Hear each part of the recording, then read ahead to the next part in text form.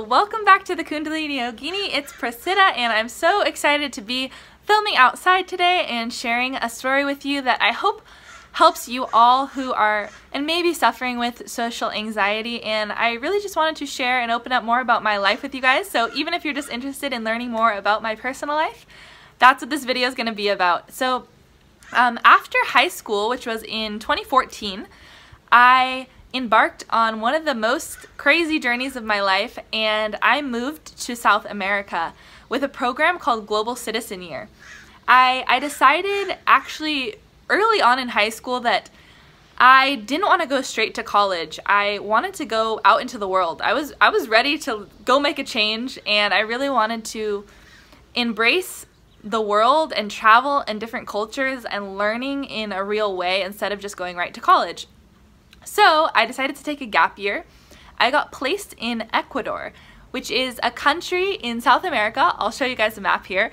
It's on the equator, so it has a really unique ecosystem and climate, one of the coolest places I've ever been in the world, and I got placed with a family there. So the program is all about living really immersed, and so it's not about partying or being with your friends. I moved without knowing anybody. I had no friends in the program, and even in our homestays, we're placed apart from each other. So no two kids live in the same family. So I got placed in a little mountain village called Zuleta, which is outside of a city called Ibarra in North Ecuador. And I lived with a family of mainly all women, which was my cup of tea. And I had two sisters in their 20s and also two nieces who were their daughters. So I had basically four sisters, two of them really little, and my mom and my great-grandmother. So it was a house full of women. It was an amazing experience, and I won't go into all the details in this video, but basically I lived in this little mountain village. So it was a very small community, mainly indigenous people. Most people spoke Spanish only, but some also spoke Quechua, which is one of the indigenous languages of Ecuador. And I was there staying with my family and then also full-time volunteering at a hacienda where I was doing ecotourism and environmental work, and I worked with endangered species in the area, mainly condors, which are an endangered bird in Ecuador, and with Andean bears, tracking Andean bears in the mountains, and both of them are critically endangered species in Ecuador, so I got to work on the preservation of their habitats and spreading knowledge to locals and people visiting the area. And then I also taught after-school English classes because I was requested by the community. I didn't want to do that unless I was requested, just a side note, and I was, so I ended up doing it. But anywho, that was kind of a breakdown of what I was doing. Now, when I went to Ecuador, I spoke almost no Spanish, and this was a point in my life. I was 18 years old, and I was very uncomfortable in my own skin, and I was very socially anxious. Just to give you guys a recap of what I experienced as my day-to-day life, pretty much for all of my childhood up until then, I wouldn't even go out in public unless I had someone with me. And this is not an exaggeration. I wouldn't go to the mall, I wouldn't go walk down the street, I wouldn't go to the grocery store, I wouldn't go to get coffee, I wouldn't go to a restaurant if I ever had to walk somewhere by myself. It would give me so much anxiety to do that. I would always have to be with a friend or a family member, or I was too anxious to do it. I was so scared of strangers talking to me, of men approaching me, especially in my teenagehood, of men talking to me and hitting on me. It made me extremely uncomfortable and I hated it. So anyway, I really struggled with this, and then I moved to a community in the middle of the mountains where I know no one, nobody speaks my language, and I'm literally 2 feet taller than almost everyone that lives there. By the way, I'm like 6 foot, guys. If you guys didn't know, I'm very tall. For those of you guys that met me in person, you're like always super surprised how tall I am. Yes, I'm a very tall woman. And so in this indigenous village, I was huge. So not only am I already standing out as this, one, a white girl, an English speaker, but 3, that I'm literally 2 feet taller than everyone. So it was in a way my worst nightmare.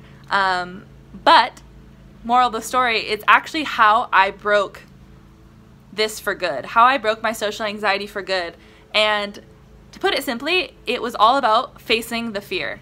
There's really no true way to overcome something other than facing it and embracing it. And what we resist persists, right? So the more that I avoided it, the larger that it grew as a problem inside of me. And finally, when I was able to face it, day by day living in Ecuador, I started to heal this. And it was a long process, and it was hard. I'll be honest, it was challenging, of course, at times. I felt so overwhelmed. I felt, panicked. I felt so much anxiety in all these moments. Simultaneously, I could feel the fear getting released because I was just living it out. For example, like how the ways that it started coming up and how I started facing these fears was like I would take like multiple hour-long bus rides by myself up and down the mountain. One time the bus, my mom reminded me of this story the other day. One time the bus dropped us off like halfway up to my village. It just stopped and was like, everybody get out, the road's closed. So the bus stops, and by the way, there's like no taxis or cars that drive on these roads. It's like isolated mountain roads, and I'm like by myself. I have no idea where I am, and I'm stuck on this road. So like situations like this happen to me all the time while I was living there, and if any of you guys have lived abroad, you've probably experienced this. There's just like mishaps that happen all the time when you're traveling alone, when you're traveling somewhere where it's not your first language. I had another incident when I very first moved there in the city of Quito, which is the capital, huge city, and I got on the wrong bus line, and it took me to like the worst part of the city. There was the one area where my program was like, don't go, it's dangerous.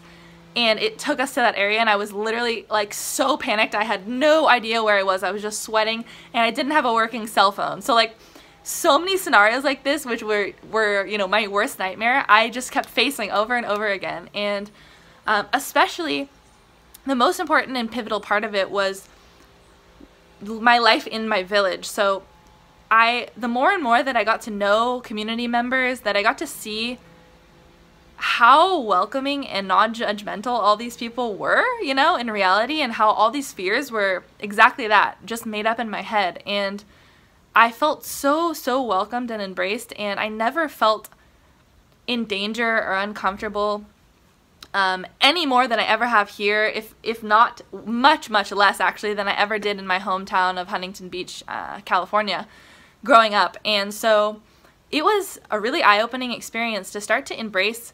I mean, even the fact that I would walk to work every day by myself, a few miles, and I would be by myself on these long roads, and I would have a lot of people, stare at me all the time, or, talk to me, or whatever it was, and that used to be something which was so hard for me to handle, and it started becoming a normal thing, and I started to embrace it and really enjoy it and live without fear holding me back. And it was such an amazing growth for me and such a freedom to experience. And wow, there's so much I could say about it, but a lot of it was about becoming strong in who I am and becoming an independent person and facing those fears and believing in myself through the fear, and I just kept pushing myself. I didn't give my power over to that fear. I just kept facing it. And that would be, I guess, my advice, if any, for all of you guys who may be struggling with that, is just to keep pushing past that fear until it becomes so small that it doesn't matter in your life anymore. Because